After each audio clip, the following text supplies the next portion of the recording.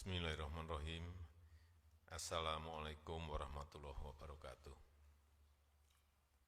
Selamat siang, salam sejahtera bagi kita semuanya.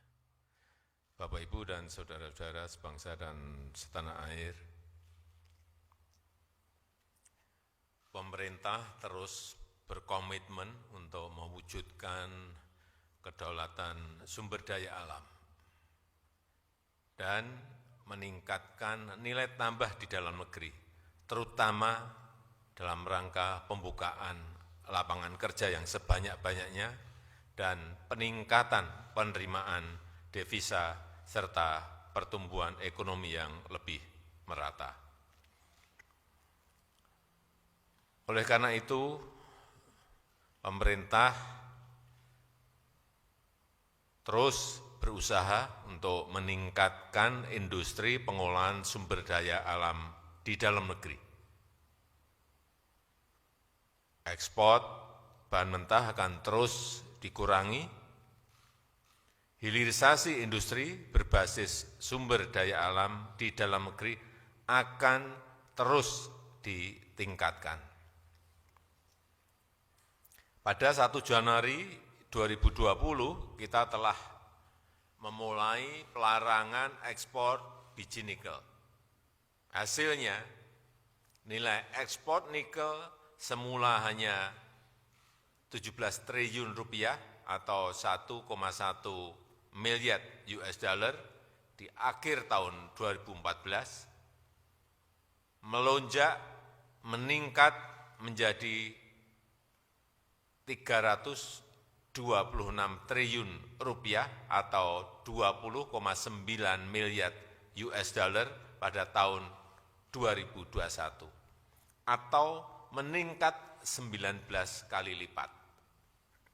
Perkiraan saya tahun ini akan tembus lebih dari 468 triliun rupiah atau lebih dari 30 miliar US dollar.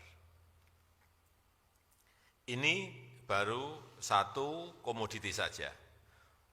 Oleh sebab itu, keberhasilan ini akan dilanjutkan untuk komoditas yang lain. Dan mulai Juni 2023, pemerintah akan memberlakukan pelarangan ekspor biji boksit dan mendorong industri pengolahan dan pemurnian boksit di dalam negeri. Saya ulangi, mulai Juni 2023, pemerintah akan memberlakukan pelarangan ekspor biji boksit dan mendorong industri pengolahan dan pemurnian boksit di dalam negeri. Dari industrialisasi boksit di dalam negeri ini, kita perkirakan pendapatan negara akan meningkat dari 21 triliun rupiah menjadi sekitar kurang lebih 62 triliun rupiah. Pemerintah akan terus konsisten melakukan hilirisasi di dalam negeri agar nilai tambah dinikmati di dalam negeri untuk kemajuan dan kesejahteraan rakyat. Saya rasa itu yang ingin saya sampaikan. Terima kasih. Wassalamualaikum warahmatullahi wabarakatuh.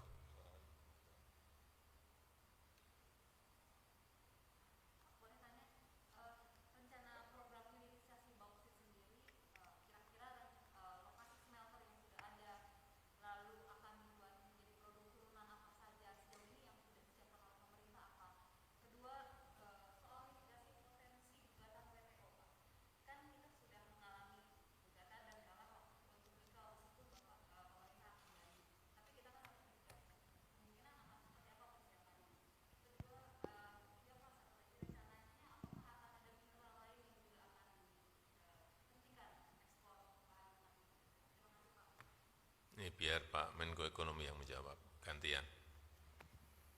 Terima kasih, seizin Bapak Presiden. Yang pertama, kesiapan industri di dalam negeri Ini sudah ada 4 fasilitas pemurnian boksit yang existing dengan kapasitas alumina sebesar 4,3 juta ton. Selain itu, pemurnian boksit dalam tahap pembangunan itu kapasitas inputnya adalah 27,41 juta ton dan kapasitas produksinya 4,98 juta ton atau mendekati 5 juta ton. Dan cadangan boksit kita kan besar, 3,2 miliar, dan ini bisa memenuhi kapasitas sebesar 41,5. Jadi dari jumlah smelter yang disiapkan 8 tersebut masih bisa 12 smelter lain, dan ketahanan daripada boksit kita itu antara 90 sampai 100 tahun masih cukup reserve yang ada. Dan kemudian yang terkait dengan produknya, tentu sesudah dari boksit dia akan masuk ke alumina, dari alumina akan masuk ke aluminium atau pemurnian aluminium ingot. Dari situ akan turun ke turunannya dalam bentuk batangan atau dalam bentuk flat. Nah, tentu nanti akan turun lagi ke industri yang sekarang sudah punya ekosistem, yaitu industri permesinan, industri konstruksi. Nah, kemudian terkait dengan gugatan WTO, karena ini baru diumumkan, belum ada gugatan, ya nggak perlu kita bahas dulu. Kita lihat sesuai dengan apa yang berkembang di di dunia. Kemudian terkait dengan kasus nikel, tentu kita ada mekanismenya sesuai dengan mekanisme WTO juga. Ya, karena diperkenankan banding, ya kita banding saja. Kemudian yang komoditas lain nanti menunggu arahan Bapak Presiden, karena Bapak Presiden mengatakan nanti sesuai dengan rapat dengan itu setiap tahun nanti kita lihat komoditas lainnya. Ya, demikian, terima kasih. Untuk komoditas lain semuanya dikalkulasi, dihitung mengenai kesiapan industrinya. Begitu industrinya setengah siap, nggak usah harus siap, setengah siap langsung kita hentikan. Kita paksa untuk segera industrinya diselesaikan, sehingga dari kasus perjalanan nikel ini kita banyak sekali belajar.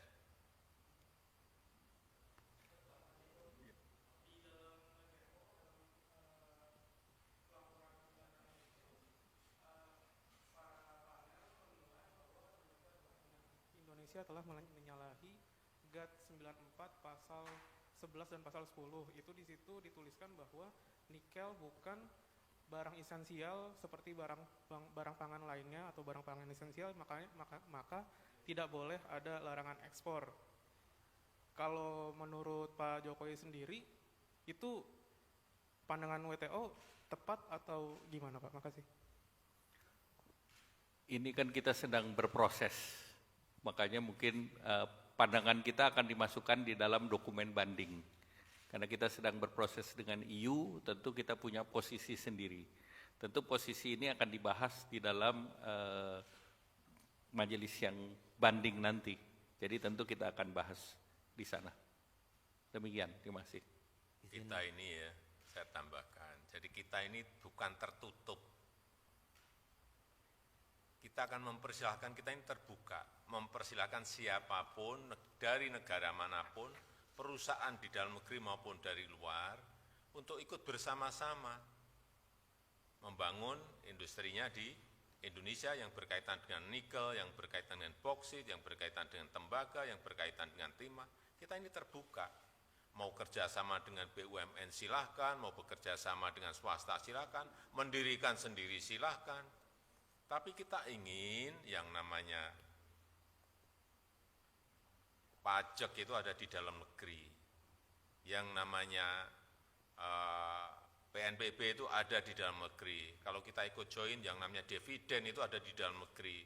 Yang namanya royalti itu ada di dalam negeri. Dan yang namanya kesempatan kerja itu ada di dalam negeri. Yang kita ingat itu, asal nggak boleh. Kita akan terus. Izin Pak Presiden mau bertanya lagi, pendalaman sedikit. Dari selama ini sebenarnya yang menjadi konsumen terbesar dari boksit mentah Indonesia itu negara mana, dan apakah tidak dianggap kalau di Indonesia itu kan cadangan bauxitnya sekitar 4% lebih tinggi Vietnam atau Australia lah gitu yang terbesar gitu ya, yang lebih besar.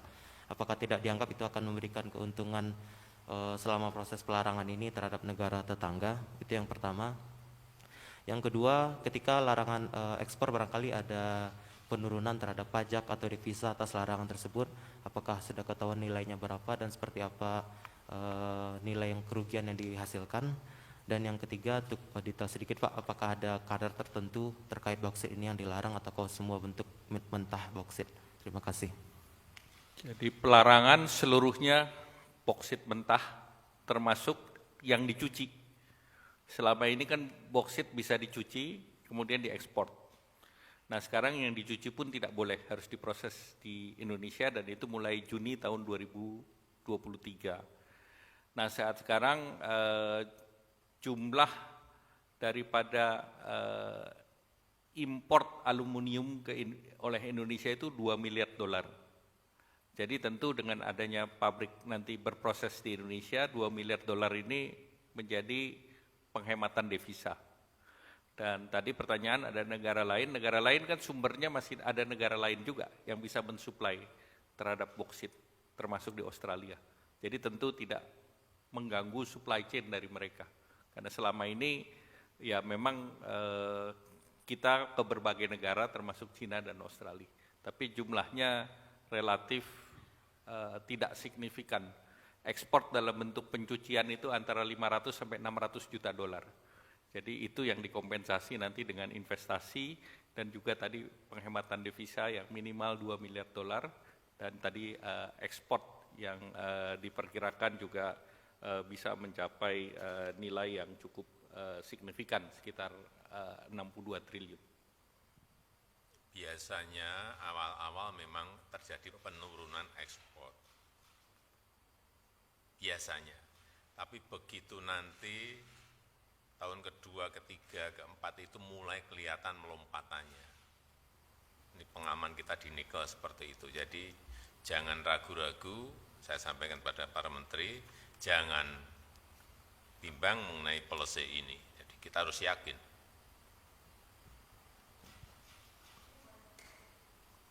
Ya, terakhir. Tadi kan Bapak dalam Economic Outlook mengatakan bahwa kemungkinan akhir tahun ini akan menghentikan PPKM. Kira-kira evaluasinya sudah sampai seperti apa, lalu sudah dimatangkan atau belum, dan apakah akan betul-betul kabar gembira ini akan disampaikan kepada masyarakat? Dan kedua Pak, kan pemerintah juga akan memberikan insentif untuk mobil listrik, kendaraan listrik, sepeda maupun mobil. Apakah juga akan diberikan kepada bus angkutan umum yang juga berbasis listrik? Karena kalau mobil atau sepeda motor, kebanyakan kan yang akan membelinya orang-orang yang memang mampu, kebanyakan orang-orang yang kaya. Artinya subsidi itu akan kena ke orang kaya Pak. Bagaimana tentang itu? Makasih Pak. Izin Pak Presiden. Jadi pertama terkait dengan PPKM kemarin kami sudah laporkan ke Bapak Presiden mengenai kesiapan, terutama tentu sudah hampir 1 tahun Indonesia landai. Artinya berdasarkan kriteria dari WHO di level 1 dan itu sudah 12 bulan. Artinya secara negara sebetulnya kita sudah masuk pandeminya sudah berubah menjadi endemi dan ini sudah level 1 dan terakhir kan kita semua di bawah 2.000 orang. Nah tentu masih ada persiapan yang akan dilakukan oleh Kementerian Kesehatan antara lain zero survei. Tapi ya insya Allah ini bisa dilakukan. Kemudian yang terkait dengan mobil listrik, ini sebetulnya insentif yang dilakukan oleh semua negara. Karena kunci dari kita adalah energi transisi, dan energi transisi pengguna salah satu terbesar adalah sektor otomotif. Dan sektor otomotif ini negara Eropa semuanya memberikan insentif, dan insentif itu didesain ada capping price kendaraan. Jadi kita Indonesia juga akan mempersiapkan tidak semua mobil itu listrik yang untuk yang kaya ataupun yang mewah diberikan subsidi. tetapi dengan harga tertentu. Ini kebijakannya sedang dievaluasi. Kemudian juga yang disubsidi tentu karena kita tahu bahwa mobil listrik jauh lebih mahal daripada mobil biasa dengan harga 30% lebih tinggi. Negara kompetitor kita paling dekat, Thailand pun memberikan subsidi yang sama. Dan kedua, kita butuhkan market pengembangan pasar supaya jumlah mobil listrik itu bisa mencapai minimal 20% di tahun 2025. Atau kalau 20% itu sejumlah 400.000 unit. Nah ini nanti bukan subsidi ya, insentif kita berikan dalam rupiah tertentu, ini sedang bicara dengan Bu Menteri Keuangan, nilainya 5 triliun, nanti dibagi motor berapa, mobil berapa, bus itu kita akan pertimbangkan juga. Terima kasih. Jadi kembali ke PSBB, PPKM itu saya masih menunggu seluruh kajian dan kalkulasi dari Pak Menko maupun dari Kementerian Kesehatan. Dan saya kemarin berikan target, minggu ini harusnya kajian dan kalkulasi itu sudah sampai ke meja saya sehingga bisa saya siapkan nanti keputusan Presiden mengenai penghentian PSBB PPKM. Kita harapkan segera sudah saya dapatkan dalam minggu-minggu ini. Kemudian mengenai insentif untuk mobil listrik, ini kita harus lihat ya bahwa sekarang ini hampir semua negara sudah melakukan. Dan pemberian insentif ini dilakukan dengan kalkulasi dan kajian serta mempelajari negara-negara lain, utamanya di Eropa yang sudah melakukan. Kita harapkan dengan insentif itu industri mobil listrik, motor listrik di negara kita bisa berkembang. Kalau berkembang, pajak pasti meningkat, PNBP pasti bertambah, dan yang paling penting akan membuka lapangan kerja yang seluas-luasnya karena ini akan mendorong industri pendukung lainnya.